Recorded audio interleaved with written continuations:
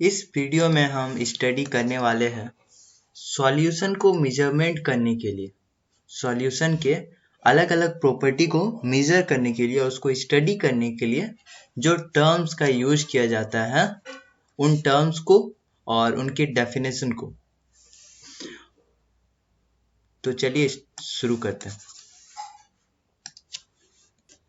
हमारा पहला टर्म है, पर उससे पहले अगर आप केमिस्ट्री का पूरा कोर्स कंप्लीट करना चाहते हैं तो आप इस चैनल को सब्सक्राइब कर लीजिए और हमारे प्लेलिस्ट को भी सेव कर लीजिए। हमारा पहला टर्म है मास परसेंटेज, जिसके बारे में हम काफी बार बात करने वाले हैं। सपोज कीजिए कि दो कंपोनेंट है ए प्लस बी और ये एक सॉल्यूशन बनाता है। अगर हमसे पूछा जाता है ए का मास परसेंटेज कितना है तो हम कहेंगे mass percentage of A is equal to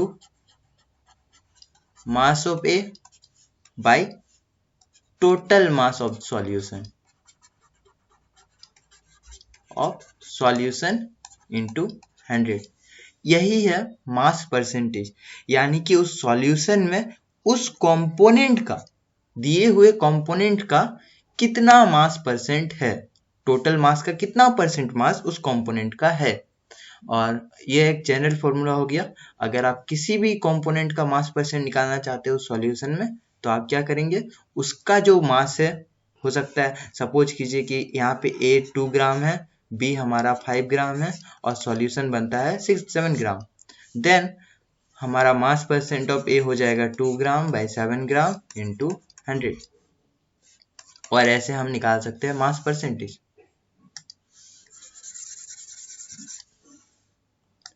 इसके बाद जो हमारा दूसरा टर्म है, आप इसको नोट डाउन कर लीजिए।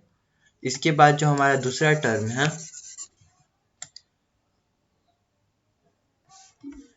वो है वॉल्यूम परसेंटेज। जैसे मास परसेंटेज था, वॉल्यूम परसेंटेज भी बिल्कुल वैसे ही। सपोज ए प्लस बी रिएक्ट करके एक सॉल्यूशन बनाता है।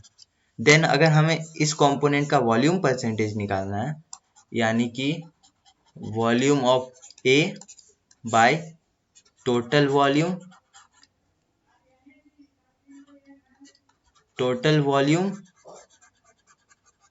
ऑफ सॉल्यूशन इनटू 100, इससे हमें निकल जाएगा वॉल्यूम परसेंटेज ऑफ ए। इसका मतलब भी सेम मास परसेंटेज की तरह ही होता है, बस हम वॉल्यूम में डील करते हैं और एक सॉल्यूशन में उस कंपोनेंट का कितना वॉल्यूम है।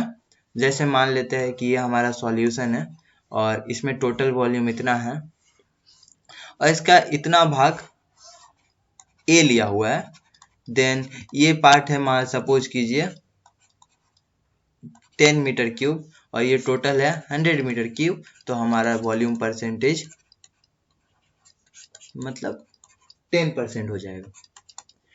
ये है हमारा वॉल्यूम परसेंट। आप इसको भी नोट डाउन कर लीजिए। इसके बाद जो हमारा थर्ड टर्म है वो है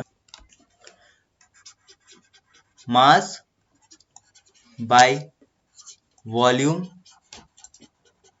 परसेंटेज। मतलब सपोज कीजिए कि ए और बी रिएक्ट करके एक सॉल्यूशन बनाता है। देन इस सॉल्यूशन का जो टोटल वॉल्यूम है, टोटल वॉल्यूम, उसमें इस कंपोनेंट का कितना मास है,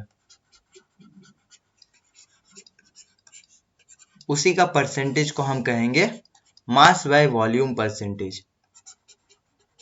मास by volume percentage of A. ऐसे ही किसी भी कंपोनेंट का मास बाय वॉल्यूम परसेंटेज जब भी निकालना हो, हम इस तरह निकाल सकते हैं। नेक्स्ट टर्म है हमारा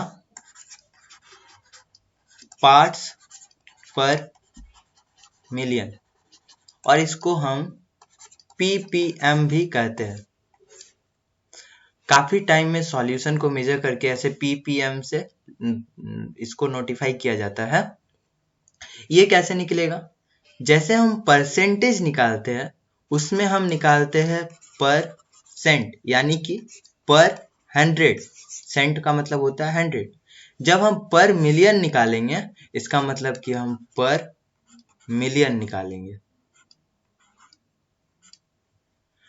कैसे निकालेंगे? सपोज कीजिए ए और बी का रिएक्ट होके फिर से सॉल्यूशन बनाता है, देन टोटल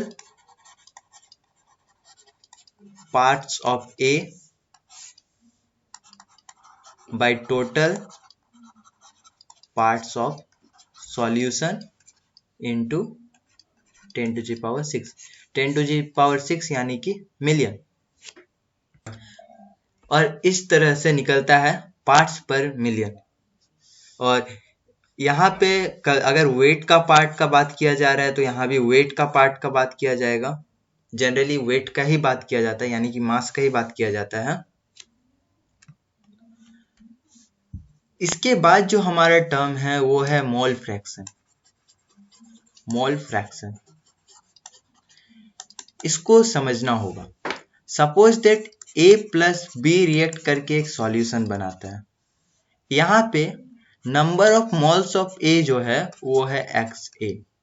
इतने मोल ऑफ ए वहां पे प्रेजेंट है, हो सकता है 2 मोल हो, 3 मोल हो, 4 मोल हो।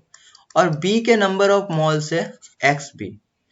देन अगर हमको पूछा कि ए का मोल फ्रैक्शन क्या है, इसका मतलब x A by x A plus x B. ये हमारा total number of moles present है उस सॉल्यूशन में, और ये ए का नंबर ऑफ मोल्स प्रेजेंट है उस सॉल्यूशन पे। तो मोल फ्रैक्शन इस तरह से निकलता है। इसको हम ऐसे भी लिख सकते हैं, mole fraction of A is equal to number of moles of A by total number of moles. और नंबर ऑफ मोल्स निकाला जाता है, यानी कि x निकाला जाता है उसका मास बाय उसका मोलर मास। सपोज ए हमारा जो एलिमेंट है इसका मास दिया हुआ है 5 ग्राम और इसका मोलर मास होता है 16 ग्राम, तो इसका नंबर ऑफ मोल्स हो जाएगा हमारा 5/16। सो हम इसी फॉर्मूला को ब्रेक करके लिख सकते हैं, x A by x A plus x B, और फिर इसको लिख सकते हैं mass of A given mass of A by molar mass of A by given mass of A by molar mass of A plus given mass of B by molar mass of B. ये हमारा mole fraction का actual formula होगा, जब हमें जहां पे M A और M be given mass है और एम ए कैपिटल एम है और capital M B molar mass है उस एलिमेंट्स का या कंपाउंड का जो रिएक्ट कर रहा है उस सॉल्यूशन में। इसके बाद जो हमारा टर्म्स है वो है